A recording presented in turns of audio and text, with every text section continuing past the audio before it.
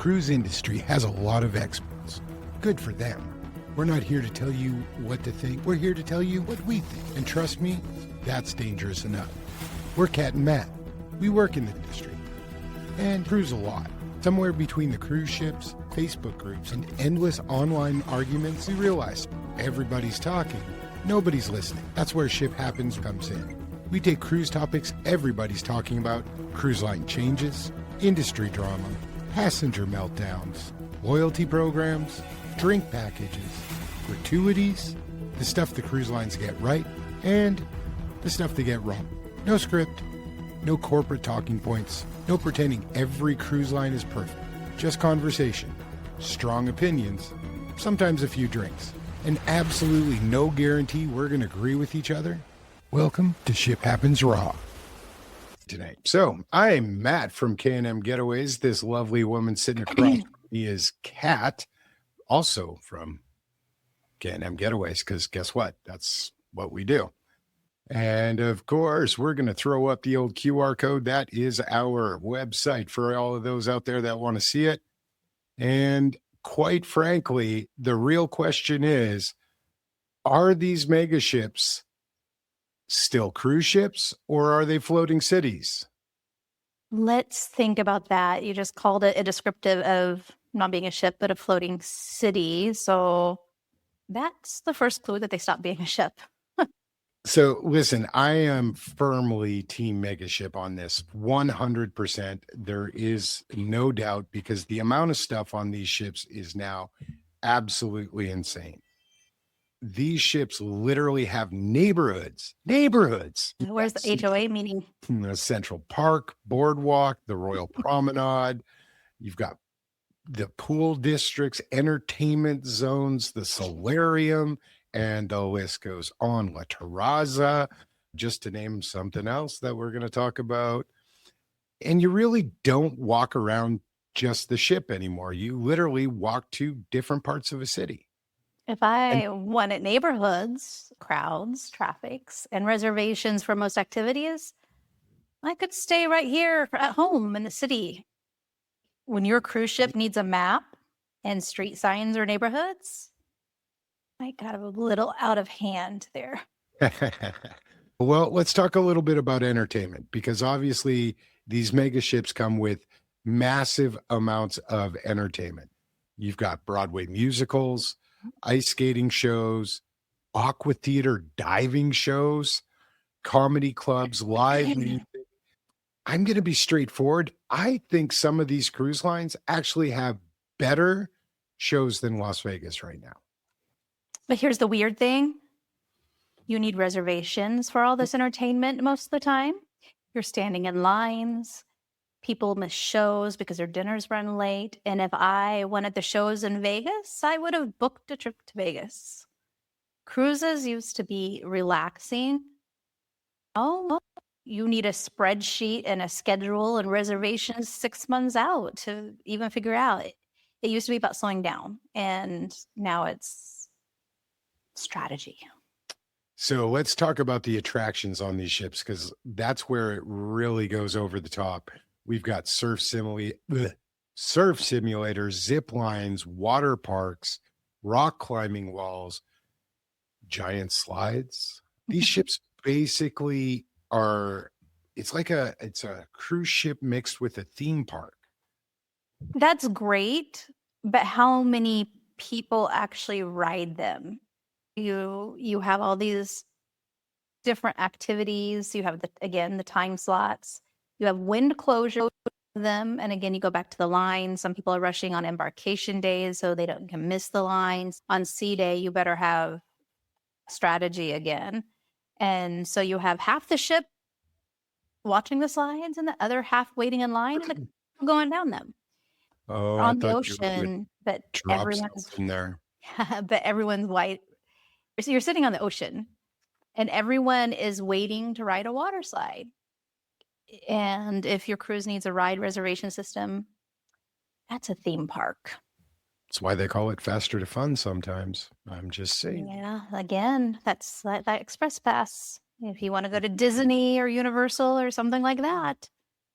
But the The difference is whole I get the ocean when I want the ocean, and I get the theme park when I get the theme park. No, but for me, the whole point of my vacation is having nothing to do. I don't want to deal with the strategy and the reservations and the beating all the lines or standing in the lines for that matter. Like vacation. Okay, so there's something interesting about mega ships. People don't usually talk about energy. They are exciting. There are things that I like about mega ships. They're busy. They can be stimulating, sometimes too much. But your smaller ships, they feel calm, they feel quiet, they're slower and more peaceful. So, yes, ships have that entertainment energy.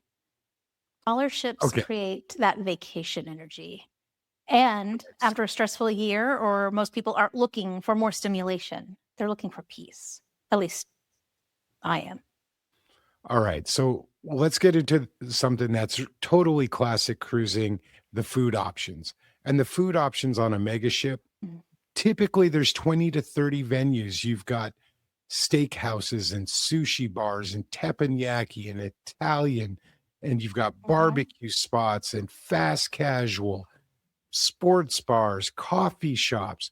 You could literally eat somewhere different every night for a week. And with all those restaurants, that doesn't mean more food because you have a variety of different styles of food in the included venues. But with all those additional restaurants, let's talk about specialty dining packages, premium restaurants, or Let's upselling. talk about it. Airlines didn't add restaurants for variety, they added them for their revenue. And when cruise started, the food used to be all included. And now some of the best food is behind a paywall. I don't want 30 restaurants. Well, but saying that, they still have the specialty dining on the smaller ships, and we're really going to put this Mhm. whole theory to the test, right? This whole argument ourselves, because in less than, oh my goodness, 30 days, we are going to be sailing on Norwegian Luna. And for Mhm. anybody that doesn't know, Norwegian Luna is the newest, brand new ship out at sea. Inaugural sailing is happening right now. It is part of the NCL Prima Plus class. And that's basically they took the Prima ships and made them bigger with more attractions. On Aqua, they had the single Aqua coaster, and on Luna, it's now a double, and they've changed it on Aqua as well. So now you get to race each other. How cool is Again, that? you might only do that once or twice. You're on a cruise ship for the whole week and you're standing in lines. And again, mega ships are a feat. They're incredible. There's a time and a place. I enjoyed our time on Harmony, but I'll for my time on the smaller ships because when you're on the mega ships, there's 6,000 other people that had the same idea that you did. Yeah, Because that's the price of innovation, though. it's about the part of mega ships that never show up in the cruise commercials. And that's again those 6,000 people, the crowds. So why don't we start off with the real problem with mega ships for you? The real problems, I don't know. Let's call them opportunities, but I don't know how you get when you have thousands of people. One of them is the elevators, right? If you have to wait 15 minutes for a vacation, ship is too big. And let's go back to your Vegas analogy. The only place elevators take that long is in Vegas casinos. So they're just putting a city, like you said, on a ship. Yeah, I'm a city boy. I like I concrete know. under my feet. And I am not a city girl. And again, getting back to the size, some of those mega ships are 1,100 feet long. You can literally walk a half a mile to go to dinner. So you don't have to worry about going to the gym. By day 4, you've exceeded your step count. You're also exhausted. I don't know. I kind of want to feel like it's Disney World at noon while I'm on vacation. I think I that don't. And again, you have done it after your marathon. and then you're going on excursions and you're being herded like cattle. There's just a lot of different things that's happening with so many people. And you need a map to figure out where you're going. Smaller ships, you can learn it in like the first day or so. I need GPS to, the ship is too big. All right. So some of that is fair. Okay. But mega ships are designed to spread people out. Multiple pools, multiple restaurants, huge entertainment venues, people spread out across the ship.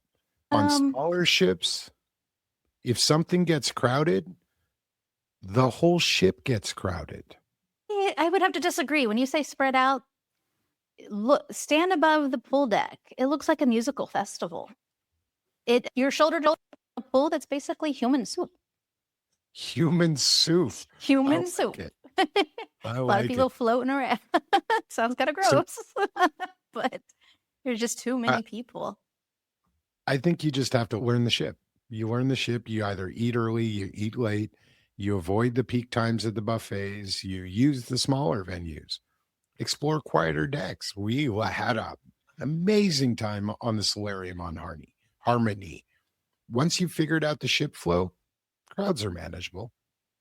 But that goes with experience and managing the crowds, right? When you look at things and you have experienced cruisers tend to gravitate, not necessarily small ships, but more that medium size, because there's less crowds. There's more ocean. I feel like there's more service because you're certain things get to know you a little bit better. And it's not an accident that the experienced cruisers find the more quiet decks and learn to navigate. So when people, when people fall in love with cruising, they stop chasing that biggest ship. Mega ships attract the families and a lot of first-time cruisers. I think the smaller ships keep the lifelong cruisers. Yes, I will agree. Mega ships give you more things to do. The smaller ships, for me, give you more time to relax.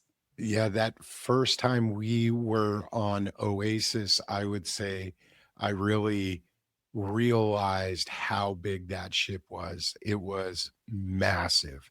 It took us a couple of days actually to figure it out. So I will absolutely agree with you. First-time cruisers can feel overwhelmed on a mega ship. And then they go on the zip line. Or they attempt to go on the zip line. I was waiting for you to drop that, so I figured I was going to tee it up for you. For those of you out there, we were on Harmony. I said, I am going to hit every activity on the boat. We got some good video of me falling on my face in the surf simulator. Kat was sitting across the pool deck with the old Osmo Pocket 3 in hand, and I am strapping up for the zip line. And there was a girl right before me. What was she, like 12, 13? Something. Yeah. Young girl. I'm strapping up going, yep, I'm the manly man. And I got up on that platform and went, not so much. Not happening. Not happening. We've tried. And since then, I've come to the conclusion we are definitely not booking excursions with zip lines. When the ground is not underneath your feet, it's just, not for me. But saying that, there's a nice skating rink I can go to. There's the surf simulator. There's the rock wall. You name it. The aqua coaster coming up on Luna. You bet I am going on that. The Abyss, the dry slide, which is now on almost every line there is. Or similar. Yeah. Something similar. That's right. The one thing I am like super excited for, believe it or not, which makes no sense because I don't like something not under my feet, is the skywalk on the Luna. To walk around the ship with the glass and have thing, although it takes me back to the time we were in Seattle up on the tower, and I would not. The needle. The Space Needle. You would not go anywhere near that edge. Nope.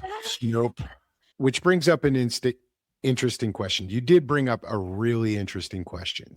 So why do some experienced cruisers actually start booking smaller ships? I think it's because it's what mega ships have quietly removed. The ocean. You have inward facing areas. You have Central Park. They become malls at sea. You have enclosed promenades, which I'm really excited about the Norwegian Luna because they've taken a lot of that stuff outside. So I'm excited to see how they do that being a larger ship. On some of the other mega ships, you can spend an entire day and never see the water. And so, when the last time you sat quietly on deck and just watched the ocean for an hour without thinking we have to get to our next reservation? Since you said that, since you brought it up, I recently sailed with a very special person in my life.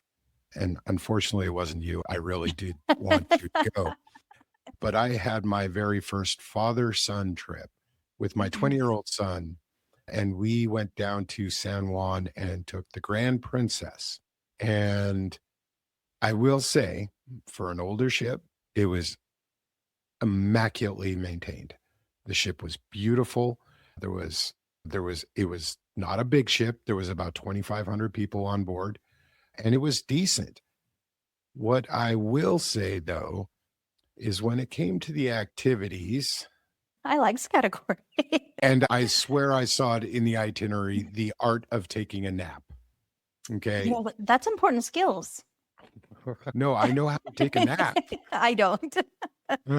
It was actually quite easy on that ship. I'm going to just watch some of the entertainment, like categories, like that.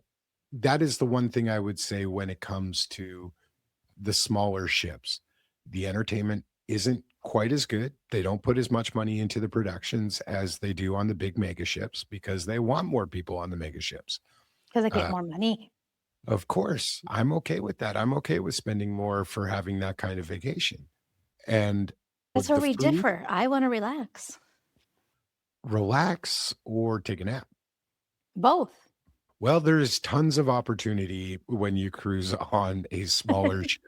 I Matter of fact, I actually had about 15 photos that I was going to paste onto our live stream. I'm not going to do it tonight.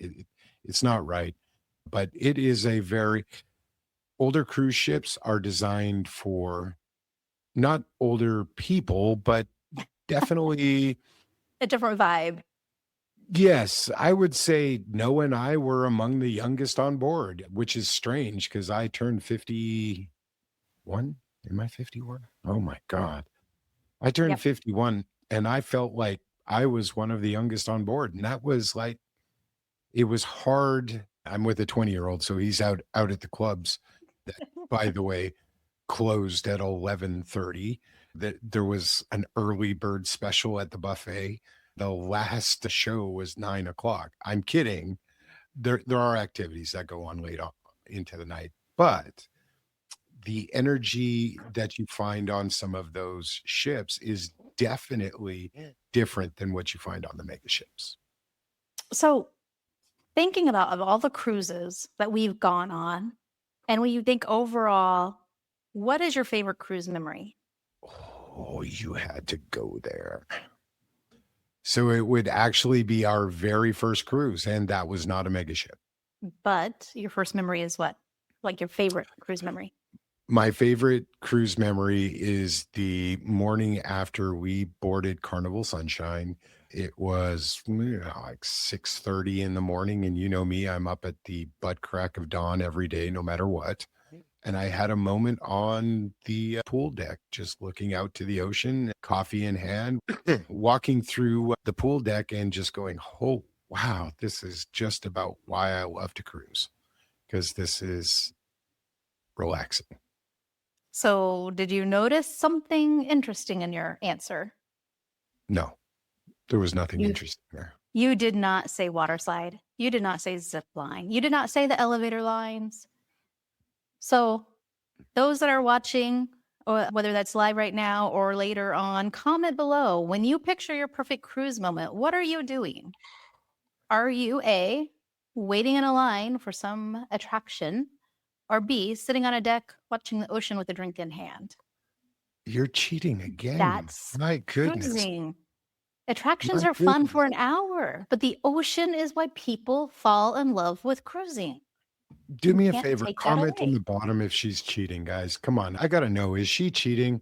That's not right. I'm not cheating. That's Yep. See, we just got a comment. We're gonna put it on screen. I can't see the comments. B. He picked Uh, mine. B is mine. On deck, watching the ocean with a drink in hand. So B means really big ship. I don't think so. I thank you, James, for proving my point. I appreciate you right there. Mega ships are amazing. Again, we talked about that before. Yes, they are. But mega ships is a destination. The ocean is your destination.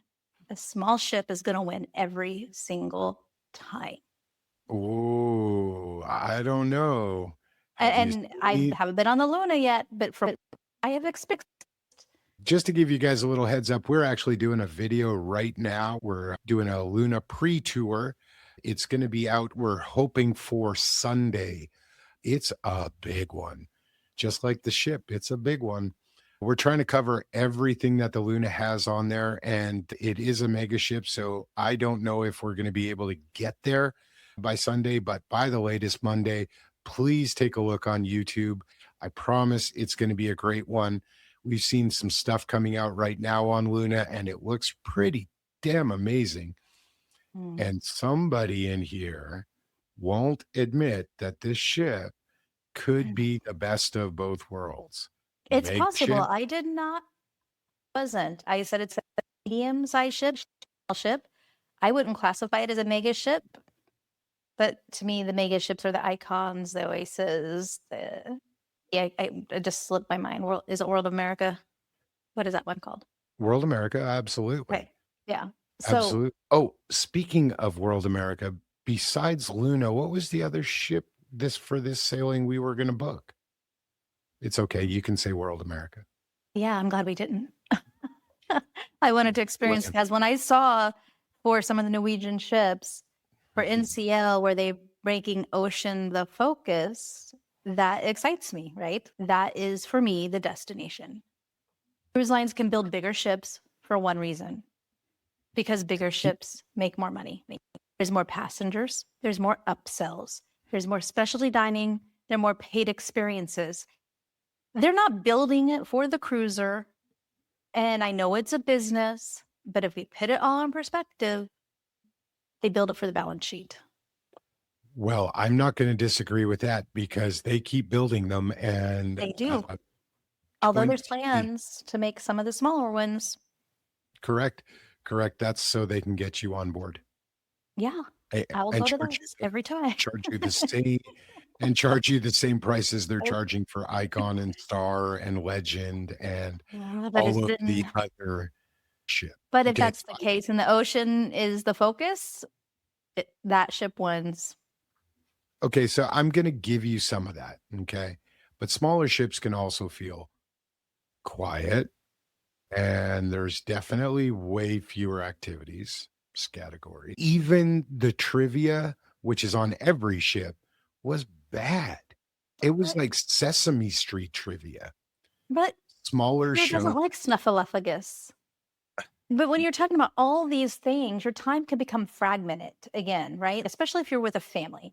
When there is something for everyone, it often means everybody's going all these different directions and they're running around. And maybe for some families that can be great, but that's not always relaxing. So again, I think it depends. It is, and that's the quiz that we have on our website. Sorry, that just on K&M. If you don't know what your cruising style is or what cruise line might be of interest for what you're looking for, we do have a quiz available to kind of vet that and connect you with something that suits your personality. There we go, guys, right there. It's right there. Hit the QR code. It's literally fast, free, 5 questions, just 5. I got to figure out where my camera is. This is 5. I don't know where my camera is either if I keep looking around. Yeah. This split screen is pretty crazy. 5 questions. It's absolutely free. It tells you exactly which cruise line is the best fit for you. Is it perfect? No, but it's free and it only takes you a minute to do. So go give it a try. And it'll kind of help you decide between Carnival and Royal Caribbean and Princess and Norwegian. Virgin and all the major brands. It's not all brands, obviously, but the big ones. Yep. And I give this to you. Ships, they make the headlines. And I agree with you that there's the energy there. But if you were to look at the global fleet, it's a small Mhm. percentage, right? Most cruise lines are still investing in their mid-sized ships and their expedition ships, the luxury ships. 26 new luxury ships are coming out in the next 4 years. Most of them are Viking and Azamora, but almost every Mhm. single line that X Celebrity just put out some river ships that I Yes. absolutely want to go try. Those are some beautiful looking ships. So I think Uh, the future of cruising isn't the bigger ships, right? It's different kinds of ships. really, because Aqua, Luna, Ara, Legend, Star, Yeah, but you just talked about Icon, the other river Utopia. ships and different kinds coming out, and they're also investing in smaller ships. Of course, yeah. I think as the fleet gets older, as fleets get older, they're going to have to start transitioning out of some of the category ships. Even Princess has put out the two brand new ships that are mega ships. There are more mega ships coming. Like, it's not going to be that But long there's for. different ships coming too. And I'm going to go back. I know you said Luna wasn't a mega ship, and I've got to know what classifies as a mega ship, because that's between crew and guests. I said it right I this talk about time. guests, and I think if it's over 5,000 guests, then it's amazing. 3,500 is a lot of people. 3,500 is double occupancy. Quad occupancy on that ship is 4,400 people. It's 170,000 gross tons. It, by the way, it is the entire reason why they built Aqua, the Prima class ships, is why they're building docks at Great Stirrup. Okay. Mhm. It's why Coco Cay had to be extended. It is not a medium sized ship. I have heard that Well, a couple of times. It's not a medium sized ship. but if you also back to even people that are on mega ships and go to your memory and James's choice of be there, even people on the mega ships that like the mega ships, and that's their preference, they say people appreciate and want the sunsets, that ocean breeze, those relaxing moments. Miss Emma, we are talking about mega ships versus, we'll put Say it, cruising and call it, classic you can be cruising. nice. Classic cruising. Yeah, we'll call that octogenarian class. How's that? No, that is not nice.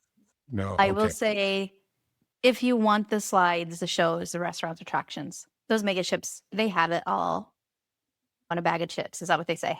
But for people cruise, the more you realize something, it's not always about the ship. It's about the Well, ocean. We the do the ocean. ship, both.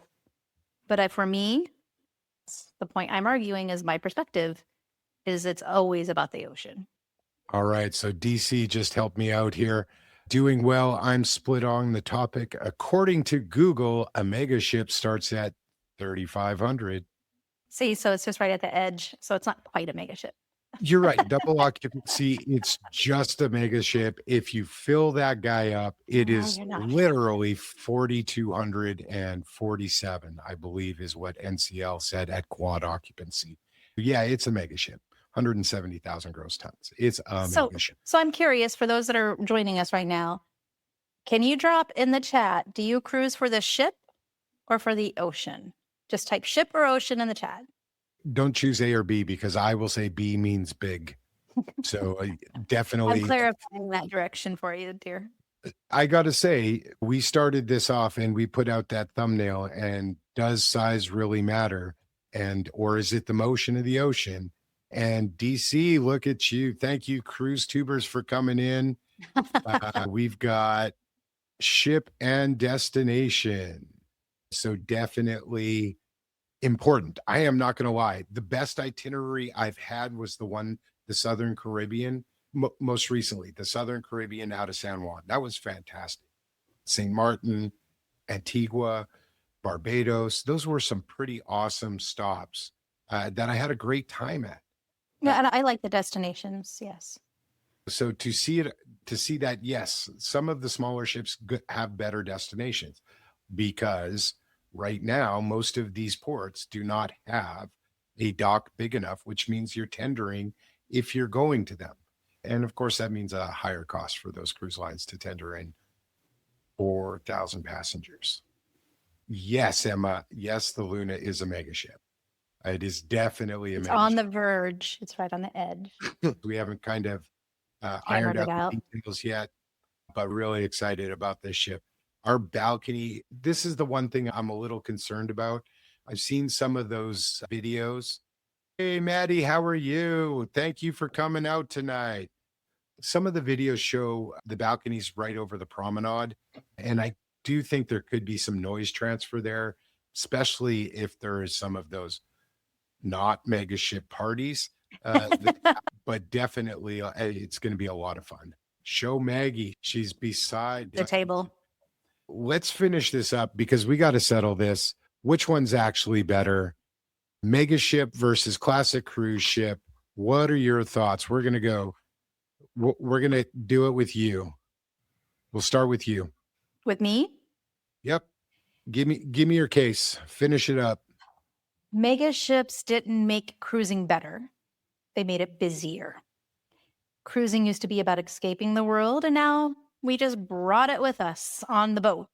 That includes the lines, the packed schedules, and packed pool decks. Back to our some mega ships are so busy. There's was it the Harmony? I don't remember, it was Harmony or Oasis, but I needed a vacation after my cruise because I just walked over a marathon in miles. So mega ships didn't just change cruising. They opened the door for who cruising is designed for. They built it for those activity seekers, the families, the first-time cruisers. But those that are looking for something quieter would go for the smaller ship. Be honest, has anyone ever felt overwhelmed on those mega ships?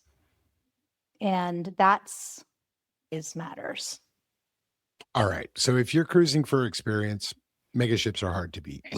They have massive entertainment, tons of dining options, endless activities, and endless. They are perfect for families.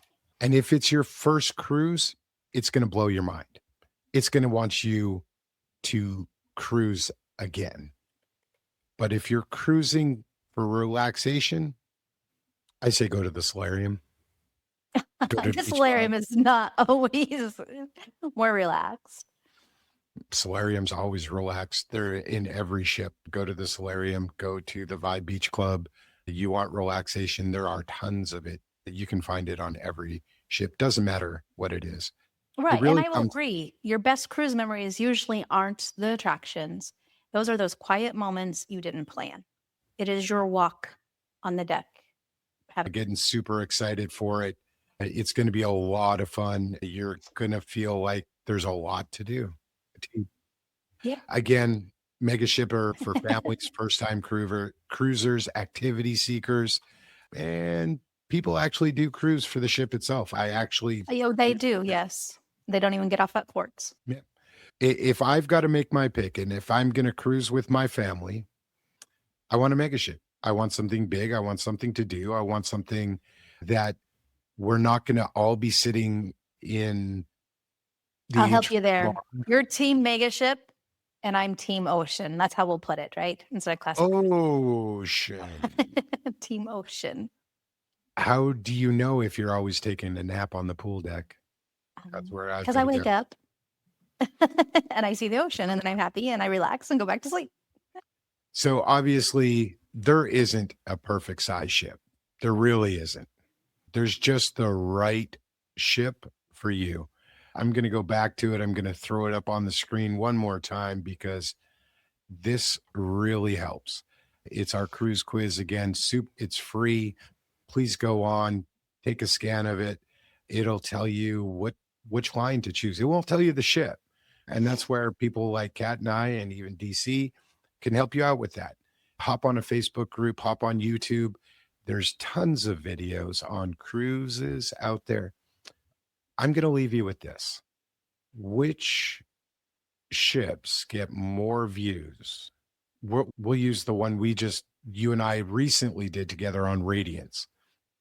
It took us a week to go through and find videos on everything on Radiance, on YouTube and Facebook. It took us 12 minutes to do it with Harmony. I don't necessarily think that's a fair apples to apples comparison, as people are always looking up the new stuff in Radiance, and some of those lordships have been around a while. So a lot of that product or media, that's the word I'm looking for, is old. So people don't look at it as often. And yes, it's older ships, smaller ships. So they're not the bright, shiny penny. And I know you're all about the lights and going to Vegas. All right, guys. So that's our live for tonight. But we do want to know, are you Team Megaship? Or Team Ocean? Team Ocean. Where did you come up with that? I don't know. I'm creative. We thank you very much for coming and joining us tonight. We will be back at you guys next Wednesday, 7 o'clock. Great topic. It's actually the most engagement we've gotten online ever. We are talking about balcony versus inside. I got over 1,000 comments on this one topic alone. So I'm really excited to talk about it. If you wouldn't mind, take the time, subscribe, hit the notification bell. It really helps us out.